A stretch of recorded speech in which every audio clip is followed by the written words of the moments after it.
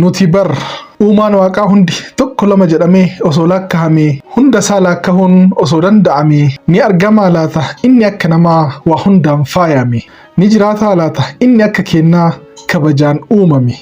Harkaaf garaa kennaan lafarra nun oofne, akka bofaas godhee dacheerra nun loofne, harree nu taasisee daaran nun gangalchine, akka qocaas godhee dhagaa nutti hin feene. Kanniniif hedduusaa tola rabbii guddaa kan lakkaa'ameen dhumne, hundasaa tola isaan kaffaltiin maletti bilaashaan arganne.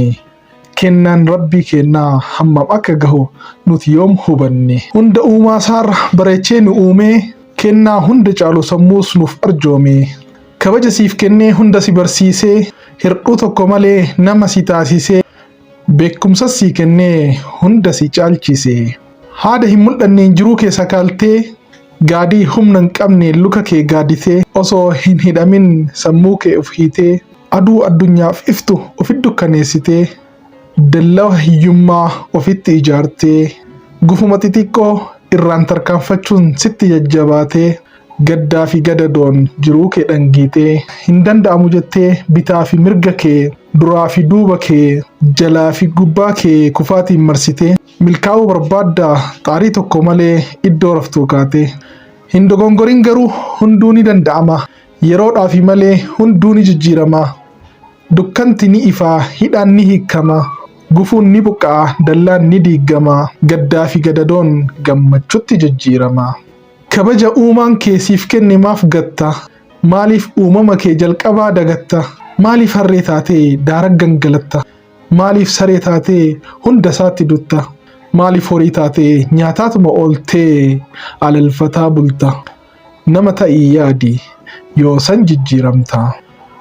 Hunduu siif milkaa'ee galma akka gahu, halkan kee siif ifee guyyaa akka ta'u, fedhiif kaayyoo kan kee hunda adda baasi. Isa adda baafte qalamaan barreessi, gochoota barbaadamu hunda isaa tarreessi, hojiitti jijjiiruuf sirritti karoorsi, isa sammuu yaaddee harkaan barreessite hojiidhaan mul'isi. Sammuun nuti baannee oliif gadi deemnu, warqiin warqii caalu achii akka bahu hedduun kennan beeknu. Dukkana kan ibse sammuu nuti qabnu, teknooloojii hammayyaa kan dhimma itti baanu, qilleensarras fiignee bishaanirra kan deemnu, qorsa dhibee hamaa kan ittiin oomishnu, dachii keessa seennee kan albuuda baafannu, hawatti ol baanee kan qorannee deebinu, fala rakkoo hundaa kan ittiin xinxallinu, bu'aansaa hedduudha. Bu'aa sammuu namaa haala salphaa kanaan walitti himneetiin xumuruun dandeenyu. Hiikaan hidhaa jabaa kan qajeelchu dabaa, kan hundinuu qabnu kan hin bitamne gabaa. Hojii sammuu isaatiin hedduunsaa wal darba. Kan nuti akka salphatti mormarratti baannee asiif achi joorru, maashiniin uumamaa xaxaa feeneen furru, kan har'arra teennee ittiin ijaarru boru, kan waan dura hin beekne dafnee ittiin barru. Falli rakkoo hundaa kompiitarri sammuu gahu addunyaarra hin jiru. Humni keessa kennaa humna hunda tara, dalagaa sammuutiin bishaan gaara kora, doofaan qaruutumee wallaalaan waa bara. Dukkanatu ifee inni jiidhe qoora. Keessa kee hubannaan hamma inni gahu, albuudni hedduusaa achii akka bahu, rabbi isaatii gaditti kan isa fayyadame hundasaa akka mohu, hojiin argisiifnaan akka diinni nahu.